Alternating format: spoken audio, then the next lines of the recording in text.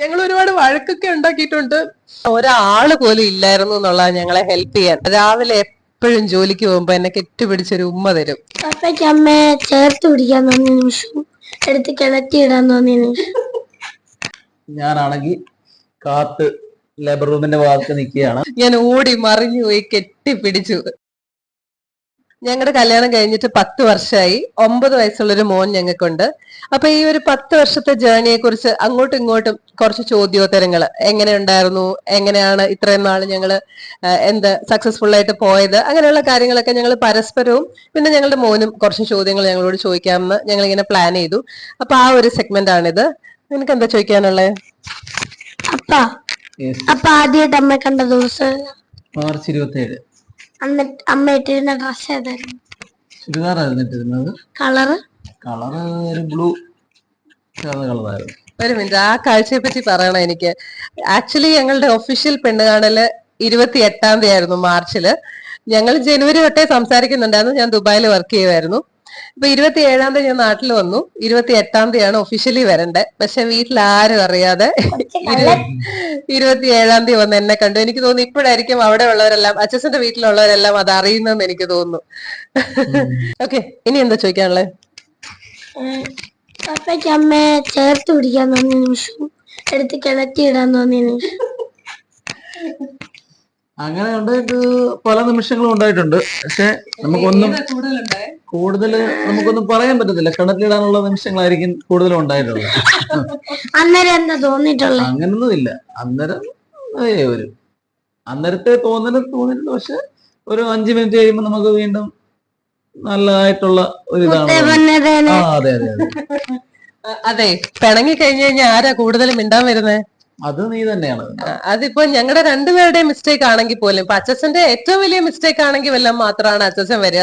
അല്ലെന്നുണ്ടെങ്കിൽ മോസ്റ്റ്ലി എന്തെല്ലാം പറഞ്ഞാലും കുറച്ച് കഴിയുമ്പോഴത്തേന് സോറി ചക്കരെ പൊന്നെ എന്നും പറഞ്ഞ ഞാനാ ചെല്ലുന്നത്. അപ്പോ ഈ വലിച്ച് കിണറ്റിലിടാൻ തോന്നുന്ന, ഇറിറ്റേറ്റ് ചെയ്യുന്ന കുറച്ച് സാഹചര്യങ്ങൾ ഉണ്ടായിട്ടുണ്ടല്ലോ പലതും. അപ്പൊ അച്ഛന് ശരിക്കും പറഞ്ഞ അന്നേരം ആ മൊമെന്റിൽ എന്താ തോന്നുന്നേ? അന്നേരം നമ്മള് ബാച്ചിലറായിട്ട് ജീവിക്കുന്നത് തന്നെയാണ് ആലോചിച്ചിരുന്നത്. ഓക്കെ, എന്ന് പറഞ്ഞാൽ ആ ഒരു ലൈഫ് ആയിരിക്കും. ഇങ്ങനെ കല്യാണം കഴിക്കണ്ടായിരുന്നു എന്നാണ് നമ്മൾ കൂടുതലും ചിന്തിക്കുക. പിന്നെ അത് കഴിഞ്ഞ് അതിന് മാറ്റം വരുന്നത്, ഇനിയിപ്പൊ കെട്ടിപ്പോയില്ലേ, എങ്ങനെങ്കിലും ജീവിച്ചല്ലേ പറ്റൂ എന്നുള്ളൊരു ഫീലിംഗിലാണോ, അതോ പിന്നീട് എങ്ങനെയാണ് അതിന് മാറ്റം വരുന്നത്? അത് നമ്മളൊരു ആ ഒരു സന്ദർഭത്തിലായിരിക്കും അങ്ങനെ ചിന്തിക്കുക. കുറച്ച് കഴിയുമ്പോൾ നമ്മൾ അതിൽ നിന്ന് മാറ്റം ഉണ്ടാകും. അതെങ്ങനെയാ? അത് നമുക്ക് എന്ത് തോന്നിയിട്ടാ? ലൈക്ക് എന്തായാലും ജീവിച്ചേ പറ്റൂ അങ്ങനെ അങ്ങനെയൊന്നും ആയിരിക്കത്തില്ല. അത് നമ്മുടെ ജീവിതമല്ലേ. നമ്മളന്നേരം ആ ഒരു ഇതിലോട്ട് അങ്ങ് മാറിപ്പോകും. അല്ലാതെ അപ്പൊ ചേർത്ത് പിടിക്കാൻ തോന്നിയ നിമിഷങ്ങളില്ലേ? അതുകൊണ്ടായിരിക്കും ഒരുപാടുണ്ട്. പക്ഷെ ചേർത്ത് പിടിക്കാനുള്ളതായിരിക്കാം കൂടുതൽ. ആയിരിക്കാം. പപ്പ അമ്മയ്ക്ക് അല്ല, അമ്മയുടെ ചോദ്യം. അപ്പ അമ്മയ്ക്ക് തന്ന ഗിഫ്റ്റ് ഏതായിരുന്നു? ഏറ്റവും വലിയ ഗിഫ്റ്റ്? ഏറ്റവും വലിയ ഗിഫ്റ്റോ? അത് ഇതാണ് അപ്പ എനിക്ക് തന്ന ഏറ്റവും വലിയ ഗിഫ്റ്റ്. നീ തന്നെ. അപ്പയ്ക്ക് അമ്മയെ കുറിച്ച് ഏറ്റവും പ്രൗഡായിരുന്നു, അഭിമാനം വന്നു?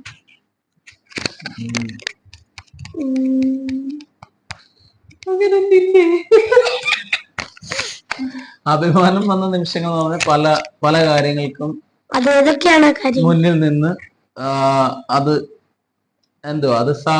എത്ര കാര്യങ്ങളാന്ന് പറഞ്ഞാൽ അത് മുന്നിൽ നിന്ന് നല്ല രീതിയിൽ നടത്തി ചെയ്യുന്ന ഒരാളായിട്ട് എനിക്ക്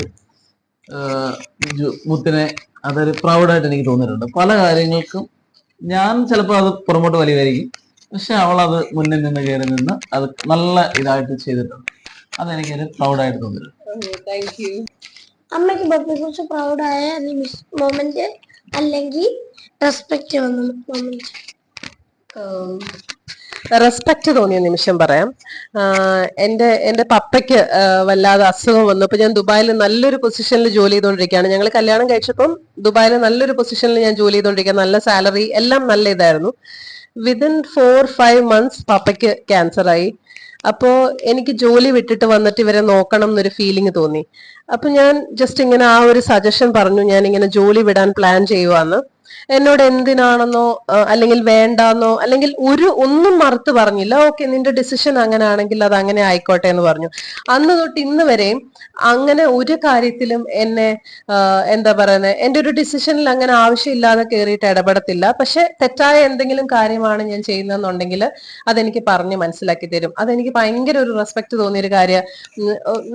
നമ്മുടെ സ്വാതന്ത്ര്യത്തിലോ നമ്മളുടെ ഇതിലോ ഒന്നും കയറി ഇടപെട്ടിട്ട് നമ്മളുടെ ഡെയിലി ലൈഫിനോ അല്ലെങ്കിൽ നമ്മുടെ സന്തോഷത്തിനോ ഒന്നും ഒരു ഭംഗം വരുത്തുന്ന ഒരാളല്ല. അതെനിക്ക് ഭയങ്കര ഇഷ്ടമുള്ള ഒരു കാര്യമാണ്. I am proud of you. എനിക്ക് ഒരുപാട് റെസ്പെക്ട് തോന്നിയ ഒരു സംഭവമാണ് അത്. പിന്നെ പ്രൗഡായിട്ട് ഫീൽ ചെയ്തിട്ടുള്ളതെന്ന് പറഞ്ഞാൽ, പ്രൗഡായിട്ട് ഫീൽ ചെയ്തത് എന്താണ്, ഇതൊക്കെ തന്നെ. ഇങ്ങനത്തെ കുറെ കാര്യങ്ങള് എന്ന് വെച്ചാൽ എന്റെ വീട്ടിലെ ഒത്തിരി കാര്യങ്ങള് ഒത്തിരി വിഷമഘട്ടത്തിലും ഒക്കെ അതിനെ ഭയങ്കരമായിട്ട് ഇനിഷ്യേറ്റീവ് എടുത്ത് അതെല്ലാം നല്ല രീതിയിൽ ചെയ്ത ഒരാളാണ്. അപ്പൊ അത് എനിക്ക് എല്ലാവരുടെയും മുമ്പിൽ ഒരു അഭിമാനത്തോടെ എന്റെ ഭർത്താവാണ്, എന്റെ ഭർത്താവ് എന്ന് കാണിക്കാൻ പറ്റിയ ആ ഒരു അഭിമാനം എനിക്ക് അത് തന്നിട്ടുണ്ട്. അതെനിക്ക് ഭയങ്കര സന്തോഷമാണ്. Unexpected moment in your life. Unexpected moment in our life. എന്താ വെച്ചാ പ്രതീക്ഷിക്കാത്തൊരു സംഭവം. പ്രതീക്ഷിക്കാത്തൊന്നും നമുക്ക് സംഭവിച്ചിട്ടില്ല. അങ്ങനെ ഒരു അൺഎക്സ്പെക്ടഡ്, അതൊക്കെ നമ്മളുടെ വീട്ടിലൊക്കെ വന്ന രോഗങ്ങളും പ്രയാസങ്ങളും അങ്ങനെയൊക്കെ ഉള്ളത് മാത്രമേ ഉള്ളൂ. അല്ലാതെ ഞങ്ങൾ തമ്മിലൊരു സംഭവത്തിൽ അങ്ങനെ അൺഎക്സ്പെക്ടഡ് എന്ന് പറയാനില്ല. Most memorable moment in your life. Most memorable, അത് എന്റെ കാര്യം ഞാൻ പറയാം. ഞാൻ കല്യാണം കഴിഞ്ഞിട്ട് 1 മാസം കഴിഞ്ഞപ്പോ ഞാൻ അങ്ങ് ദുബായിൽ പോയി. പിന്നെ ഒരു 2 മാസം എന്തോ കഴിഞ്ഞപ്പം അച്ഛൻ ദുബായിലോട്ട് വന്നു. അപ്പൊ ഞങ്ങളുടെ എയർപോർട്ടിൽ വെച്ചിട്ടുള്ള ആ ഒരു മീറ്റിംഗ്, അത് ഭയങ്കര മെമ്മറബിൾ ആണ്. ഇപ്പോഴും ഞാൻ ഓർക്കുന്നുണ്ട്. ഇപ്പോഴും ഞാൻ ഓർക്കുന്നുണ്ട്. ഞാൻ ഇങ്ങനെ വെയിറ്റ് ചെയ്ത് നിൽക്കുക, കാണാൻ കൊതിച്ച് നിൽക്കുക. അപ്പൊ ഒരു റെഡ് ചെക്ക് ഷർട്ട് ഇട്ടിട്ട്, റെഡും ബ്ലാക്കും കൂടെ ഉള്ള ഒരു ചെക്ക് ഷർട്ട് ഒക്കെ ഇട്ട് ഇങ്ങനെ ഒരു ബ്ലാക്ക് ജീൻസ് ഒക്കെ ഇട്ട് ഇങ്ങനെ വരുന്നു. ഞാൻ ഓടി മറിഞ്ഞു പോയി കെട്ടിപ്പിടിച്ചു. എനിക്കത് ഭയങ്കര മറക്കാൻ പറ്റാത്തൊരു, അറിയത്തില്ല അതെനിക്ക് അത് തന്നെ, അത്രേ ഉള്ളൂ. അതേ പിന്നെ പറയാം. പിന്നെ അച്ഛൻ അങ്ങനെ എന്തെങ്കിലും ഉണ്ടോ മറക്കാൻ പറ്റാത്ത അല്ലെങ്കിൽ മെമ്മറബിൾ ആയിട്ടുള്ള ഒത്തിരി അങ്ങനത്തെ എന്തെങ്കിലും ഒരു അനുഭവം? മെമ്മറബിൾ ആയിട്ട് പറയുകയാണെങ്കിൽ ഞങ്ങൾക്ക് ഇവനെ കിട്ടിയതാണ് മറക്കാൻ പറ്റാത്ത ഒരു ഇത്. ഞാനാണെങ്കിൽ കാത്ത് ലേബർ റൂമിന്റെ ഭാഗത്ത് നിൽക്കുകയാണ്. ഞാൻ മാത്രമേ ഉള്ളൂ, ആരുമില്ല. ഞാൻ തന്നെ ഇങ്ങനെ നിൽക്കുമ്പോൾ നേഴ്സ് കൊണ്ട് തന്നിട്ട് പറഞ്ഞു, നിങ്ങൾക്കൊരു മോനുണ്ടായി, ഇത് മോനാണ് എന്നും പറഞ്ഞ് എന്റെ കൈ തരുമ്പോൾ ഞാൻ പ്രതീക്ഷിക്കാത്തൊരു, നമ്മളെ ഒരു എന്താണ് എന്ന് പറഞ്ഞാൽ അതുവരെ ഡെലിവറി ഒന്നും ഒരു പെയിൻ ഒന്നും ആയില്ല എന്നൊക്കെ പറഞ്ഞ് ഇങ്ങനെ നിൽക്കുമായിരുന്നു. ഒരു 1/2 മണിക്കൂർ ശേഷമാണ് നേഴ്സ് ഇങ്ങനെ കൊണ്ട് തന്ന്, നിങ്ങൾക്കൊരു കുഞ്ഞുണ്ടായി, ഇത് മോനാണ്, ബേബി ബോയ് എന്ന് പറഞ്ഞു കൊണ്ട് തന്നു. അന്നേരം ഒരു വല്ലാത്തൊരു ഫീലിംഗ് ആയിരുന്നു അത്. അച്ഛൻ അത്രയും ഇത് വരാൻ കാര്യം എന്ന് പറഞ്ഞാൽ ഒരാള് പോലും ഇല്ലായിരുന്നു എന്നുള്ളത് ഞങ്ങളെ ഹെൽപ്പ് ചെയ്യാൻ. എന്ന് വെച്ചാൽ ഞാൻ ആരെയും കുറ്റപ്പെടുത്തിയതല്ല. അമ്മ ഉണ്ടായിരുന്നു. അമ്മ അപ്പൊ റൂമിൽ എന്തോ ഇരിക്കുവായിരുന്നു. അച്ഛൻ രാവിലെ തൊട്ട് ഒരു ഫുഡും കഴിക്കാതെ അവിടെ ഇങ്ങനെ ലേബർ റൂമിന്റെ വാതിക്കൽ നിന്ന് മാറാതെ നിൽക്കുക. അപ്പം അങ്ങനെ ഒരു സപ്പോർട്ടിനൊന്നും അധികം ആരും ഞങ്ങൾക്ക് ഉണ്ടായിരുന്നില്ല, ഒറ്റയ്ക്കായിരുന്നു. അപ്പം ആ ഒരു മൊമെന്റ് എന്നൊക്കെ പറഞ്ഞാ ശരിയാണ്, അത് മറക്കാൻ പറ്റാത്തൊരു.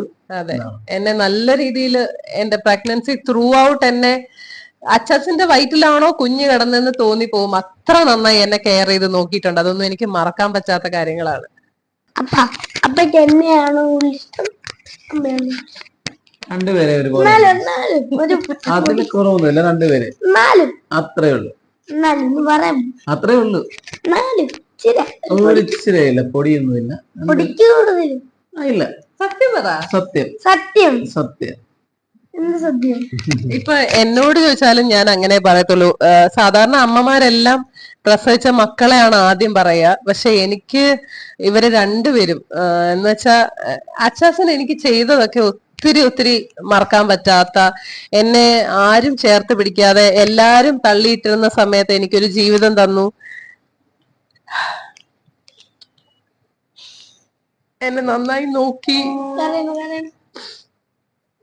ഞങ്ങൾ ഒരുപാട് വഴക്കൊക്കെ ഉണ്ടാക്കിയിട്ടുണ്ട്. എനിക്ക് ആക്ച്വലി പോസ്റ്റ്മോർട്ടം ഡിപ്രഷൻ ഉണ്ടായിരുന്നു. എനിക്ക് അതിനെപ്പറ്റി അറിയത്തില്ലായിരുന്നു. എനിക്ക് അതായിരുന്നു പ്രശ്നം എന്നൊന്നും അന്ന് എനിക്ക് അറിയത്തില്ലായിരുന്നു. ഒരുപാട് ഞാൻ ഇറിറ്റേറ്റ് ചെയ്തിട്ടുണ്ട്.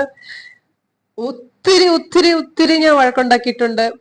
പക്ഷെ അതൊക്കെ അന്നേരം സഹിച്ച് എന്റെ കൂടെ നിന്നു എന്നുള്ളത് എനിക്ക് ഇപ്പം ഞാൻ അതിന്റെ എല്ലാം ഓർത്തിട്ട് ഞാൻ തിരിച്ചു കൊടുത്തോണ്ടിരിക്കുകയാണ്. ഇപ്പോഴും വഴക്കുണ്ടാക്കും ഇല്ല എന്നല്ല, പക്ഷെ സ്റ്റിൽ എനിക്ക് അതൊന്നും മറക്കാൻ പറ്റാത്തൊരു കാര്യമാണ്, ഒട്ടും മറക്കാൻ. സോ എനിക്ക് ഇവര് രണ്ടുപേരും ഒരുപോലാന്നേ പറയാൻ പറ്റുള്ളൂ. ഞാൻ പ്രസവിച്ചതാന്ന് പറഞ്ഞിട്ട് ഒരു ശകലം സ്നേഹം അവനോട് കൂടുതൽ ഉണ്ടോന്ന് ചോദിച്ചാൽ എനിക്ക് ഇല്ലാന്ന് തന്നെ പറയാൻ പറ്റുള്ളൂ. സോറി. അല്ല, നിനക്ക് ഫീൽ ചെയ്യുമോന്ന് എനിക്കറിയില്ല. നിനക്ക് പപ്പയാണോ അമ്മയാണോ കൂടുതൽ ഇഷ്ടം? സത്യം പറ, അതിനകത്തൊരു കള്ളത്തിനുണ്ട്. സത്യം സത്യം.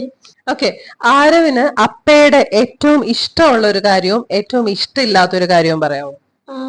ഏറ്റവും ഇഷ്ടമുള്ള കാര്യം, പപ്പ എപ്പോഴും എൻ്റെ കൂടെ കളിക്കാൻ വരും, ഫ്രണ്ട്സ് ഇല്ലാത്തപ്പോഴൊക്കെ കളിക്കാൻ വരും. പിന്നെ ഇഷ്ടമില്ലാത്ത കാര്യം എന്താ, എപ്പോഴും തന്തമായി പഠിച്ചോണ്ട് കിടന്ന് ചോറിയും. ഇപ്പത്തെ പിള്ളേരുടെ ഒരു ലാംഗ്വേജ് എപ്പോഴും ചൊറിച്ചിലാണെന്ന്. Okay fine. ഇനി അമ്മയെ പറ്റി പറയൂ. അമ്മയെ ഏറ്റവും ഇഷ്ടമുള്ളതും ഇഷ്ടം തോന്നിയതും ഇഷ്ടമില്ലാത്തതുമായ ക്യാരക്ടർ. ഇഷ്ടം തോന്നിയത് എപ്പോഴും ഭയങ്കര ഫ്രണ്ട്ലി ആണ്. എപ്പോഴും പോയിരുന്നു പഠിക്കാ അവിടെ പോടാ, അങ്ങനെ ഭയങ്കര സ്ട്രിക്റ്റ് അല്ല. പിന്നെ ഇഷ്ടമില്ലാത്ത ക്യാരക്ടർ, ദേഷ്യം വന്ന പിന്നെ ഭൂലോകം ഇടിച്ചു മറിഞ്ഞു. നാഗവല്ലി. നാഗവല്ലി. എന്നെ സ്ഥിരം വിളിക്കുന്ന പേരാണ് നാഗവല്ലി. ഭദ്രകാളി. ഭദ്രകാളി. ദേഷ്യം വന്നാൽ. പക്ഷെ എപ്പോഴൊക്കെ അങ്ങനെ വരുന്നത്? എപ്പോഴും വരുമോ? ഓക്കെ. പിന്നെ അച്ചാച്ച, നമ്മളുടെ ഈ 10 വർഷം കഴിഞ്ഞപ്പം അച്ഛന് എന്താ ഫീൽ ചെയ്യുന്നത്? ഇപ്പോഴും ആ സ്നേഹത്തിന് എന്തെങ്കിലും വ്യത്യാസം വന്നിട്ടുണ്ടോ, കൂടിയിട്ടുണ്ടോ, അതോ കുറഞ്ഞിട്ടുണ്ടോ? 10 വർഷം എന്ന് പറയാൻ പറ്റത്തില്ല. നമ്മള് ആദ്യത്തെ വർഷം പോലെ തന്നെ തോന്നുന്നു. അതിനകത്ത് കുറവോ കൂടുതലോ ഒന്നും വന്നിട്ടില്ല. നല്ല രീതിയിൽ പോകുന്നുണ്ട്, അത്രയേ ഉള്ളൂ. എനിക്ക് അച്ഛന്റെ ഏറ്റവും ഇഷ്ടമുള്ള ഒരു കാര്യം എന്ന് പറയാം, എപ്പോഴും ആ ഒരു സ്നേഹം നിലനിർത്തുന്ന ഒരു കാര്യം എന്ന് പറഞ്ഞാൽ, രാവിലെ എപ്പോഴും ജോലിക്ക് പോകുമ്പോ എന്നെ കെട്ടിപ്പിടിച്ചൊരു ഉമ്മ തരും. അതിപ്പോ ഞാൻ പറയട്ടെ, അതിപ്പോ അടി ഉണ്ടാക്കിയിട്ടിരിക്കുക, രാവിലെ അമ്മയും പപ്പ ഇങ്ങനെ ഉടക്കിയിരിക്കുക, വണ്ടിയെ പോകാൻ നേരം ഇങ്ങനെ ബുള്ളറ്റേ കയറിയിരുന്ന് ഇങ്ങനെ ഹോൺ അടിക്കും, വണ്ടി ഒന്ന് അരപ്പിച്ച് കേൾപ്പിക്കും. നേരെ അമ്മയ്ക്ക് മനസ്സിലാവും, അമ്മ ഇങ്ങനെ ഇറങ്ങി തന്നങ്ങ് കൊടുക്കും.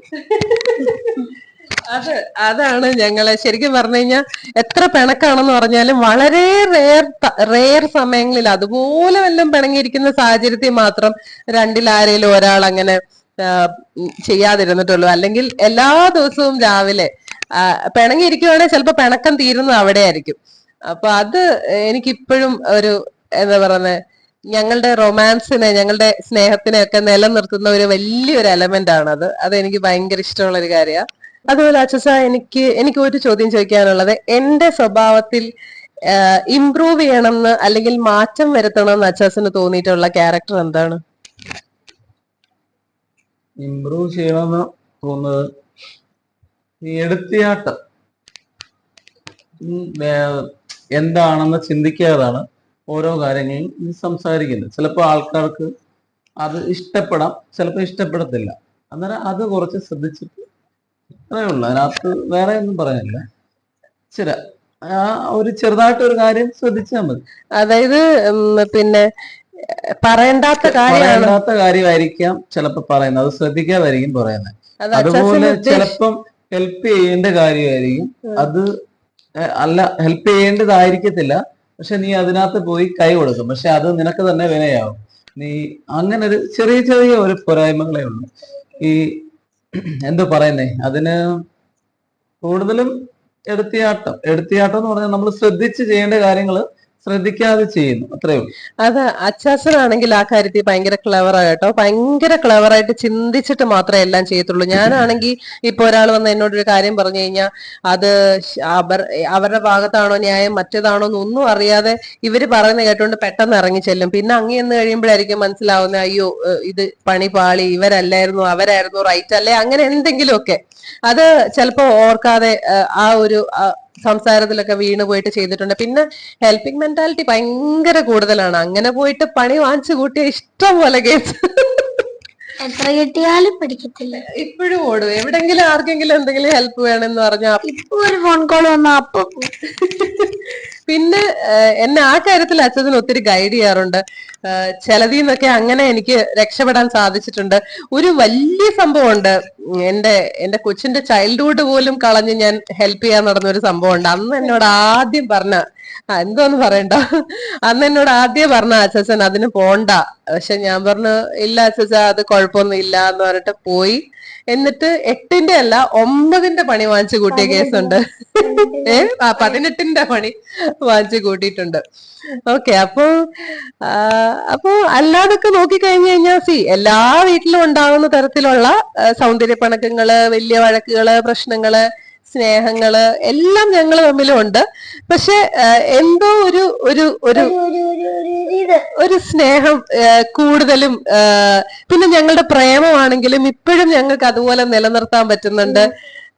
അതൊക്കെ ഞങ്ങളുടെ ലൈഫിലെ ഒരു ബ്യൂട്ടിയാണ്. പിന്നെ ഞങ്ങൾക്ക് നല്ലൊരു മോനെ ദൈവം തന്നു. അത് ഭയങ്കര സന്തോഷമുള്ള ഒരു കാര്യമാണ്. കാരണം അവനെയും കൊണ്ട് ഞങ്ങൾക്ക് അങ്ങനെ വലിയ ബുദ്ധിമുട്ടൊന്നും ഇല്ല. ചെറിയ രീതിയിലുള്ള ചൊറിച്ചിലും കാര്യങ്ങളൊക്കെ ഉണ്ടെന്ന് പറഞ്ഞാലും അച്ഛൻ ആരോനെ പറ്റി പറയൂ. ആരോ ഞങ്ങളുടെ പൊന്നാണ്. പക്ഷേ ചെറിയ ചെറിയ അനുസരണക്കേടുകളും ഗുരുത്തക്കേടുകളും ഒക്കെ ഉണ്ട്. പക്ഷെ അവൻ ഞങ്ങളുടെ എല്ലാമാണ്. ദൈവം തന്നാണ്. ഞങ്ങൾക്ക് 9 വർഷമായി. 9 വയസ്സാകുന്നു.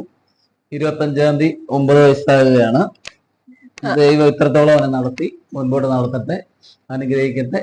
10 വർഷം ഞങ്ങളെ കൂട്ടിച്ചേർത്തിട്ട് 10 വർഷമായി. അതും ദൈവമാണ് ഞങ്ങളെ കൂട്ടിച്ചേർത്ത്. മുൻപോട്ട് ആയുസ്സും ആരോഗ്യവും ഐശ്വര്യവും ഒക്കെ തന്ന് നടത്തട്ടെ. അപ്പൊ എല്ലാ രീതിയിലും ഒരുപാട് സന്തോഷം. ഇങ്ങനെ ഒരാളെ എനിക്ക് ഭർത്താവായിട്ട് കിട്ടിയതിലും ഇങ്ങനെ ഒരു വാവയെ എനിക്ക് മോനായിട്ട് കിട്ടിയതിലൊക്കെ എനിക്ക് ഒരുപാട് സന്തോഷമുണ്ട്. ഒത്തിരി ഒത്തിരി സന്തോഷത്തോടെയാണ് ഇന്ന് ഇവിടെ ഇരിക്കുന്നത്. അപ്പോ താങ്ക് യു സോ മച്ച് അച്ഛ, എന്നെ ചേർത്ത് പിടിച്ചതിന്, എനിക്ക് നല്ലൊരു ലൈഫ് തന്നതിന് താങ്ക് യു സോ മച്ച് മോനെ. എനിക്ക് ഒരുപാട് ബുദ്ധിമുട്ടുകൾ ഇവൻ വരുത്തിയിട്ടില്ല കേട്ടോ. ഈവൻ എന്റെ ഡെലിവറി സമയത്താണെങ്കിൽ പോലും പെയിൻ തുടങ്ങി ഇച്ചിരി കഴിഞ്ഞപ്പോ തന്നെ പുറത്തു വന്നു. അന്ന് തൊട്ട് എനിക്ക് വലിയ ബുദ്ധിമുട്ടുകൾ തരാതെ എന്റെ കൂടെ കട്ടയ്ക്ക് നിൽക്കുന്ന ഒരു മോനാണ്. സോ എല്ലാത്തിനും ഒരുപാട് നന്ദി. എനിക്ക് ഒത്തിരി എത്ര താങ്ക്സ് പറഞ്ഞാലും മതിയാവാത്ത ഒരാളാണ്. ബിക്കോസ് എന്നെ അത്രത്തോളം ചേർത്ത് പിടിക്കുന്ന ഒരാളാണ്.